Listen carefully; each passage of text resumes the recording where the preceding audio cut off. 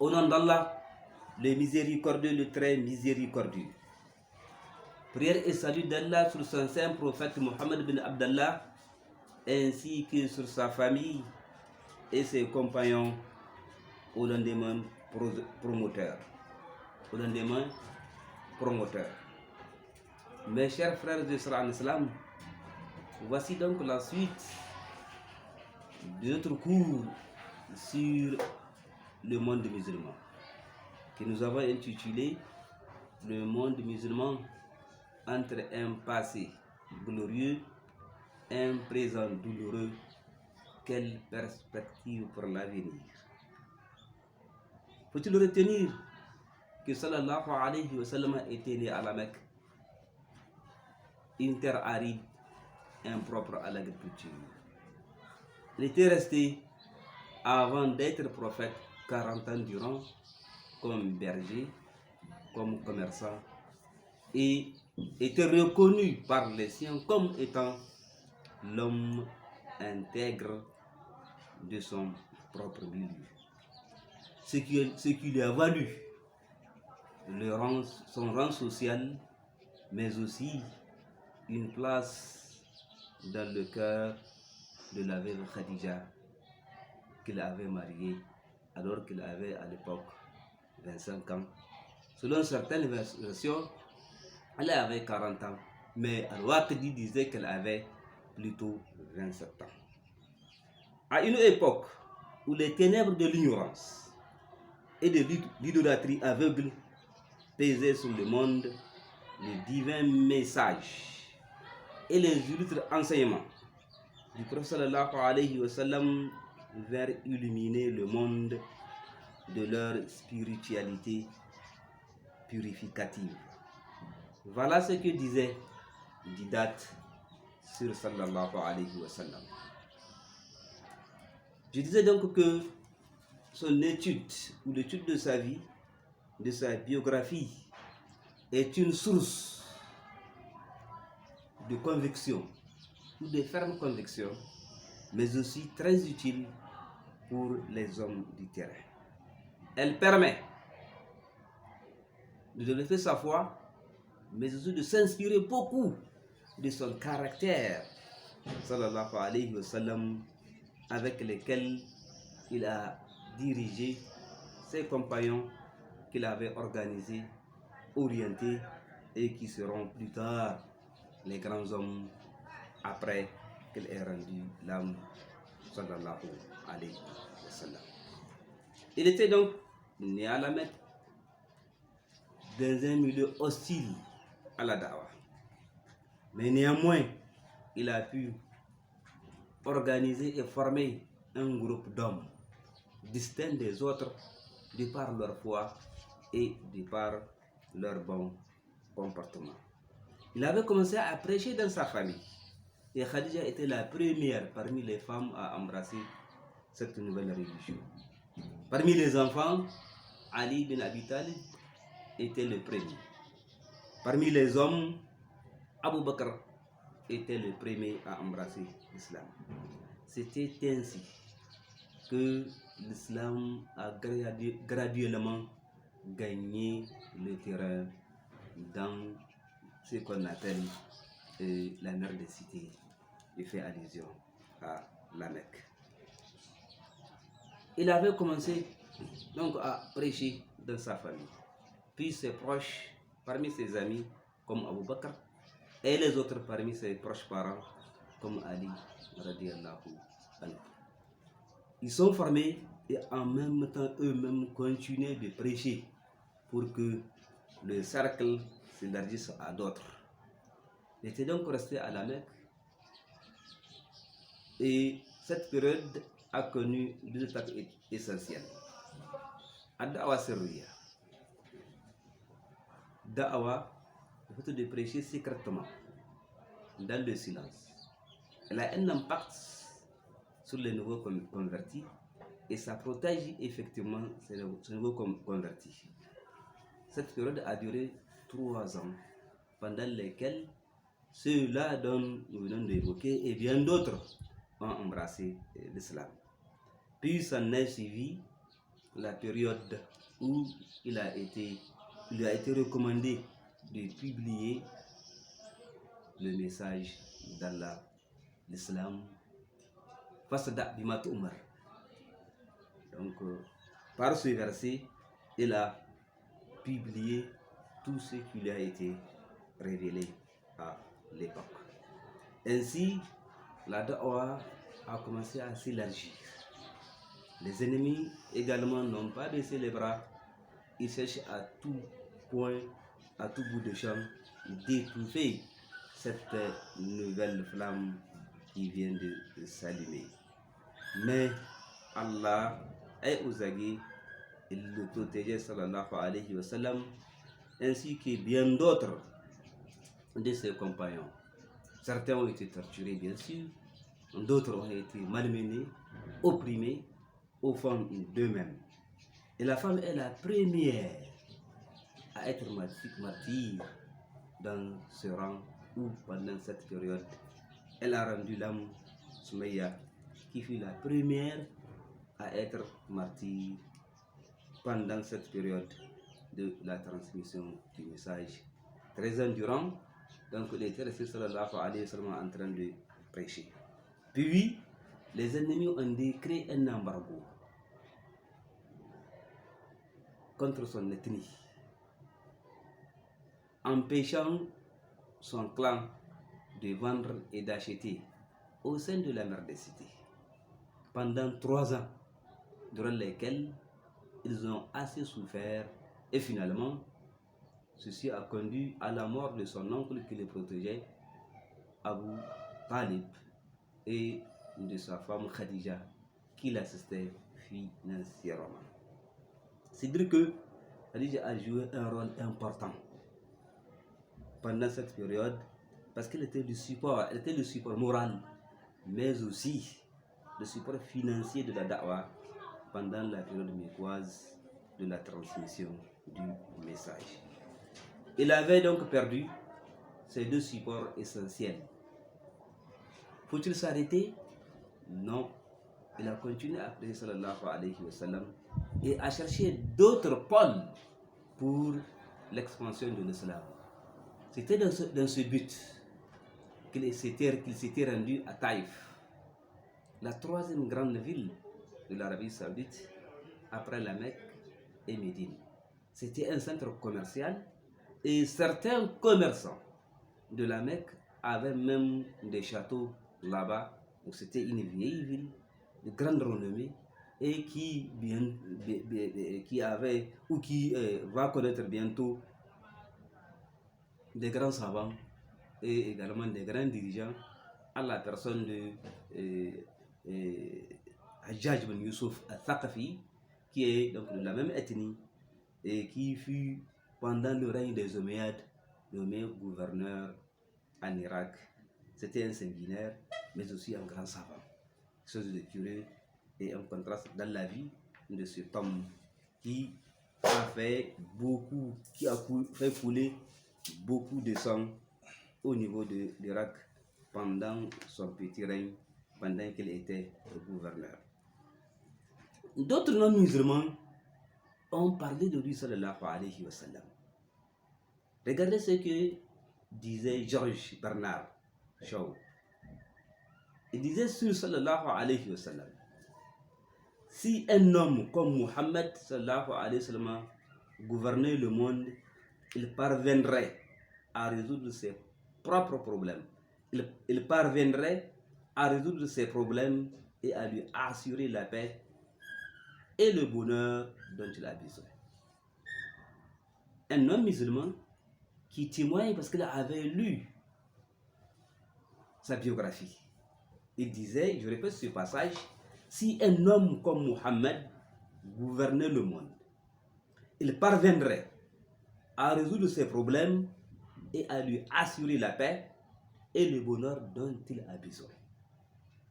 On a donc besoin aujourd'hui des hommes qui vont s'inspirer de ce grand homme sallallahu alayhi wa sallam pour conduire l'humanité vers la paix et vers le bonheur. D'autres grands savants on y a parlé de lui, nous allons vous lire quelques passages ici, comme le disait l'auteur du livre The Life and Teaching of Muhammad.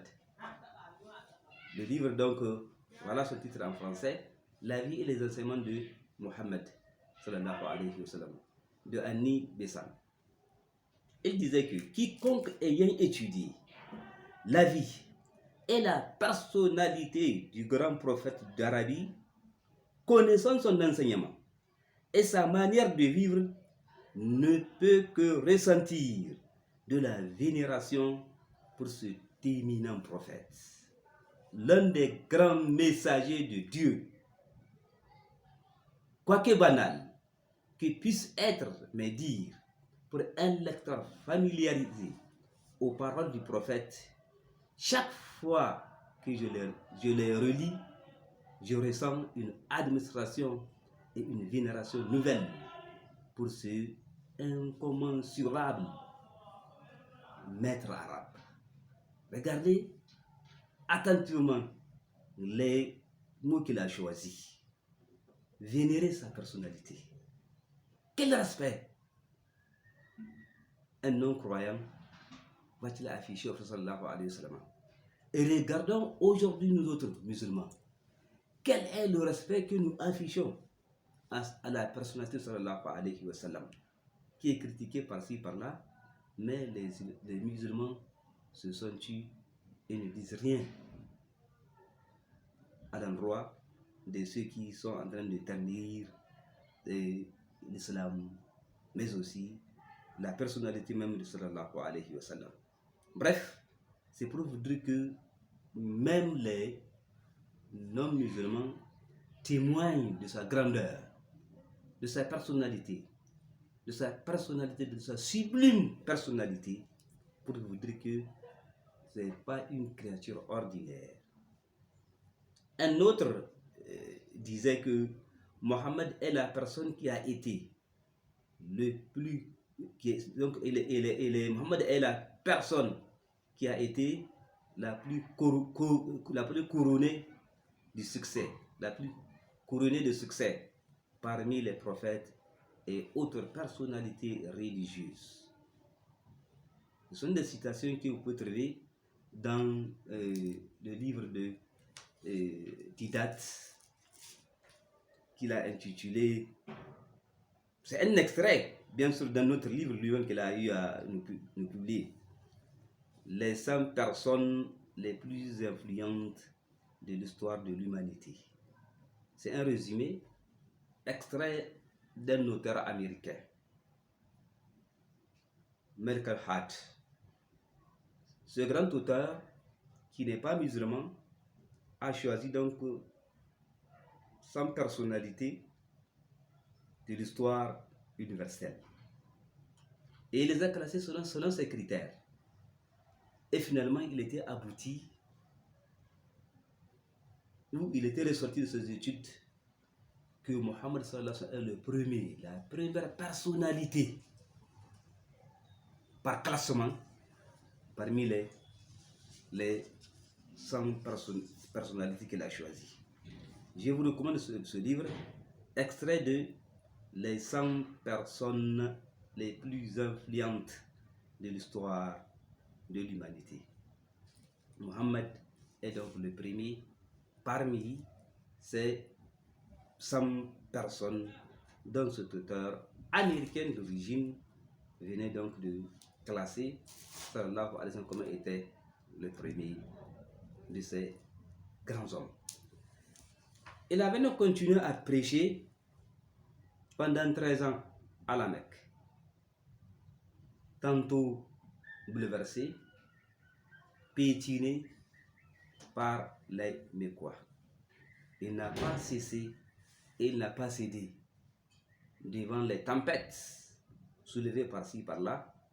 Il a supporté tout cela au nom d'Allah et pour la cause d'Allah, sallallahu alayhi wa sallam, était donc allé à chercher d'autres coins pour répandre l'islam, ou que nous allons dire d'autres centres, d'autres pôles pour l'expansion de l'islam. D'où son départ de la Mecque pour Médine, qui a été appelé l'Hégire ou en arabe Al-Hijra, où il va consacrer 10 ans en instaurant le premier État musulman sur la terre, dont Médine sera la première capitale du monde musulman.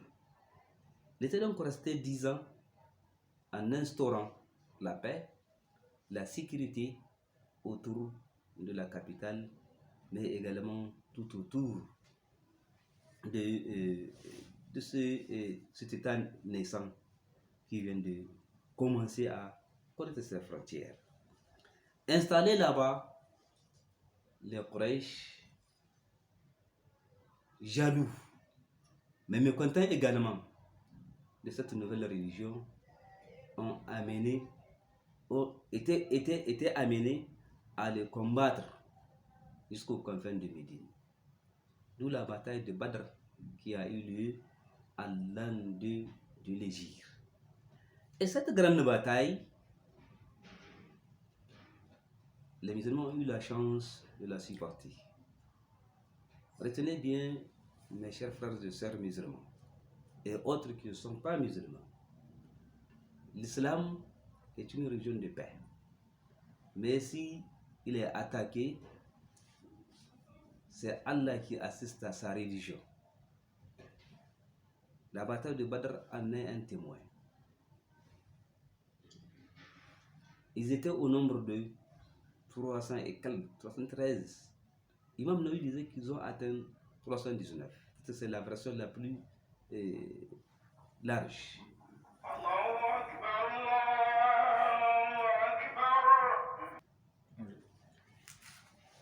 Sa présence donc à Médine a été la consécration de la naissance de cet État. Et la bataille de Badr a été une démonstration de force entre les musulmans et les non-musulmans. Supérieurs en nombre, c'est-à-dire les non-musulmans, ils étaient obligés malgré tout de reculer. Parce que des anges ont assisté les musulmans à cette bataille, mais aussi les musulmans étaient porteurs d'une foi ferme. Donc l'Hégire, cette émigration appelée l'Hégire, constituait un tournant fondamental dans la vie du prophète Mohammed sallallahu alayhi wa sallam. Alors qu'à la Mecque, il avait eu peu d'adeptes. À Médine, ils se multiplièrent et Mohammed acquit un véritable charisme. Donc, au sein de Médine, qu'on appelait à l'époque Yathrib. Durant les années qui vont suivre, le nombre de convertis s'accrut rapidement. Médine et la Mecque vont se livrer d'âpres batailles. Donc la première, je venais de la souligner, c'était la bataille de Badr. Les musulmans ont le dessus, malgré la petitesse de leur nombre, ils étaient très petits par rapport aux mécréants qui étaient 1 millier, et du côté des musulmans, ils étaient seulement 313 ou 319 selon certaines versions. Donc voilà Muhammad sallallahu alayhi wa sallam à Médine, et les batailles vont se succéder.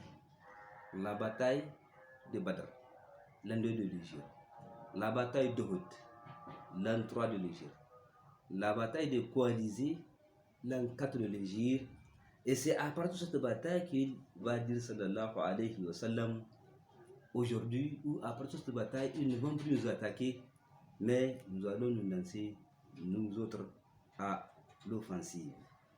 Et l'offensive engagée, la Mecque a été reprise des mains des mécréants. À sa mort, en 632, Mohammed régnait sur tout le sud de l'Arabie. Les Bédouins qui peuplaient cette région avaient une réputation féroce. Ils avaient donc une réputation féroce. de guerriers, peu nombreux, minés par des guerres intestinales. Ils n'étaient pas de taille à lutter contre les armées imposantes des empires situés sur les terres agricoles du Nord. Cependant, unifiés par Mohammed sallallahu alayhi wa sallam pour la première fois dans leur histoire et inspirés par leur foi sans faille, ces petites armées arabes furent entraînées dans les plus étonnantes séries de conquêtes de l'histoire de l'humanité. Ils avaient donc écrasé l'empire sassanide, qu'on appelle l'empire de l'ancien Iran, à travers des batailles. Beaucoup de ces batailles ont d'ailleurs eu lieu après sa mort, sallallahu alayhi wa sallam. Puis de l'autre côté, vous avez l'empire byzantin, ou ce qu'on appelle l'empire gréco-romain. Cet empire également a été écrasé par les armées musulmanes, malgré leur nombre très petit, mais ils étaient animés de bonne foi, voilà, source de leur courage et de leur victoire, assistés par leur Seigneur et des anges qui ont apporté secours pendant de nombreuses batailles. Nous allons donc nous arrêter ici jusqu'à la prochaine fois où nous allons continuer ces numéros sur la vie de sallallahu alayhi wa sallam, puis après lui, la vie de ses califes. C'est un ensemble d'écrits que nous allons proposer à nos éditeurs et également à ceux qui vont lire ce livre que nous avons intitulé Le monde musulman entre un passé glorieux, un présent douloureux, quelle perspective pour l'avenir. أقول قولي هذا أستغفر الله لي ولكم فاستغفروه إنه هو الغفور الرحيم. السلام عليكم ورحمة الله تعالى وبركاته.